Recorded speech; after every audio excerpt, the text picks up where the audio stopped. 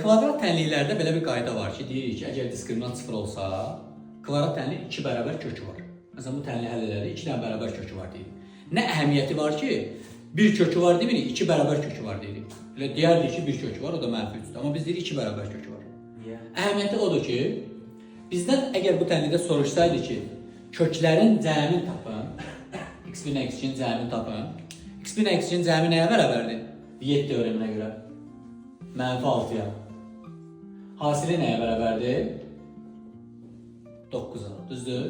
Və həqiqətən də köklərin cəmi, yəni mənfi 3 üstəgəl mənfi 3 bərabərdir mənfi 6. Mənfi 3 vur mənfi 3 bərabərdir 9. Görürsünüz nə qədər əhəmiyyətlidir. Yəni bir kökü var deyənməliyik biz buna. 2 dənə bərabər kökü var. Təkrarlanan kök də demək olar buna.